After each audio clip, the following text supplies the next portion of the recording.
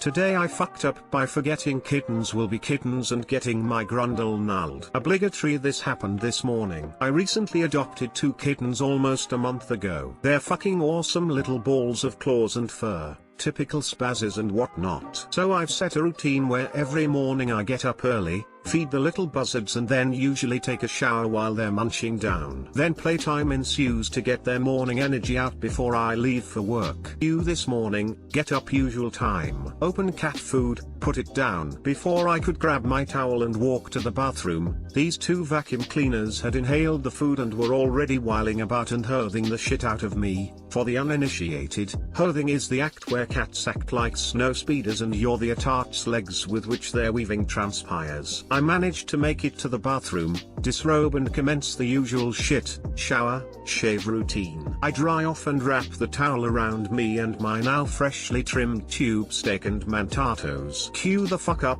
cats were still snow speeding around everything in the house. So when I opened the door to the bathroom they came flying in at Mach 97. Before I could even think about potential consequences, it happened. Loki, the crazier and more wild of the 2, ran betwixt my legs and must have espied my hang-dangle and the twins. I can only imagine the thirst in his eyes when he thought to himself what a perfect new toy that would be. As he jumped straight up and into my gooch with teeth and claws, I instantly jumped backwards post-haste, with a yelp that even I was ashamed to have exclaimed in complete privacy. Kittens Tasmanian deviled their way out of the bathroom, barely flinching at the matter. I closed the door, took out a portable mirror and started inspecting. Got a good clawing on the side of Mr. Shaft, got a good 3 or 4 separate, millimeter deep punctures on Mr. Scrotum, and about a 2-inch long slash from nut to butt. Nothing too crazy I know, but fuck, that's a sensitive area with relatively thin skin. Naturally, bleeding ensued and I said fuck it and got back in the shower to rinse and clean everything until bleeding subsided. Needless to say, I wore dark boxers and pants to work just in case. And I will now always clothe at least my lower self before walking out of the bathroom with kittens afoot. I'm now writing this as I sit upon the porcelain throne, on company time, and have been subconsciously reminded to check my taint. Too long didn't read. Morning time. Had 2 kittens playing, running amok. Took shower, put on towel over naked body. Kittens came bursting into the bathroom. One saw my twig and berries swaying under the towel and attacked. Salty grundle. Edit. Wow. Thanks for the gold and silver kind redditors. Never thought this would take off like it has. Or all of the comments concerning infection and the like. No worries down there. Checked again this morning and healing has commenced. Like I mentioned, my father is a doctor, so I know how to properly clean and treat wounds. For everyone who has complimented my storytelling, thank you so much. It means a lot to me. And for those of you too lazy to visit my profile for kitty pics, here is a link for a few castrated.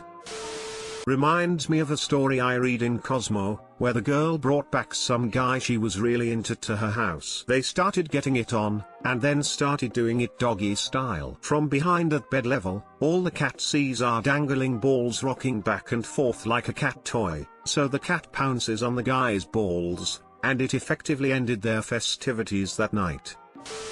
I'd check it out. A doctor could get infected or something. Sounds pretty deep for where it occurred, and it's better to be safe than sorry. Appreciate the tip, but dad is a drive, so I rarely go unless it's urgent. I have the luxury of telling him, and hopefully he'll have the luxury of not seeing my balls.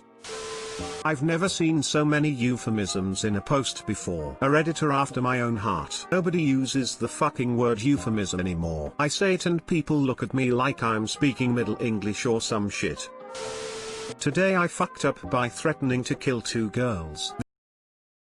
This happened just a few minutes ago. I was in a FaceTime call with my GF as I entered my dorm building and pressed the elevator button. I got in it and then I saw these 2 girls hurrying from outside to make it to the elevator in time. This building's elevator is notoriously slow. I held the elevator door open while I opened the outside door so they could get in quickly. I asked them which floor and I put it in for them, all smiles. Then, as the elevator doors close, I turn to my phone and say out loud, "Now we're in an elevator so you're gonna die." When me or my GF say the other is dying, that means we're saying that the phone's signal is weak. That meaning was not understood by these two poor girls in the elevator with me, since one of them turned to me with the widest eyes and said WHT. Apologized super hard and explained to them how I was speaking to my GF in the FaceTime call, not to them. The elevator ride up was super tense and awkward, until one of them got out at her floor and laughed her ass off in the hallway. It was a pretty short experience, but I still feel pretty guilty about the momentary panic these girls probably felt. TL doctor let these two girls into an elevator, told my GF in a FaceTime call she was going to die because we're in an elevator, as in, the phone signal will die. Girls overhear and assume I'm talking to them. I'm sure they were trembling in fear. Everyone needs a good panic once in a while. Clear the sinuses. Absolutely terrifying. I apologized super hard and explained to them how I was speaking to my GF in the FaceTime call, not to them. I'm dying here. Are you in an elevator? Either kill or get killed, what you gonna do? All this while Guns N' Roses, Welcome to the Jungle plays in the elevator. Today I fucked up by making my kid think Ellen is a murderer.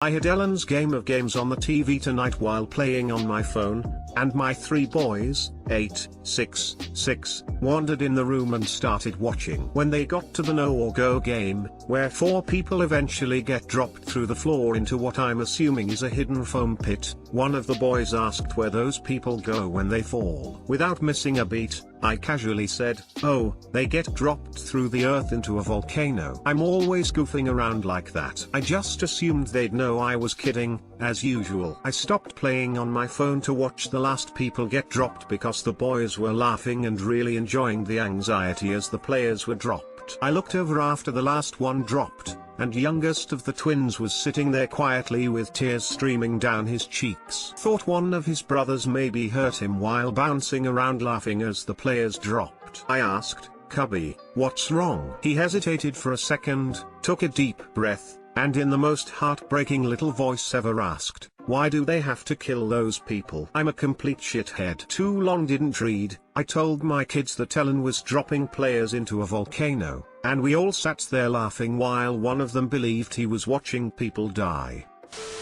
They get dropped through the earth into a volcano. What if that's what happens to them? You do not question Ellen, unless you wish to join the fallen. At least you know your kid has compassion and won't be a serial killer. Hopefully. All I'm saying is that Ellen and the Zodiac Killer have never been seen in the same room. The twist is that the other twin also thought it was real.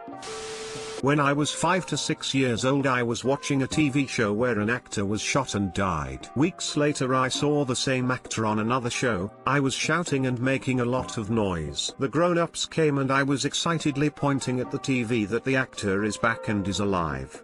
They then sat me down and explained acting to me, and that the guy didn't really die. Kids are stupid.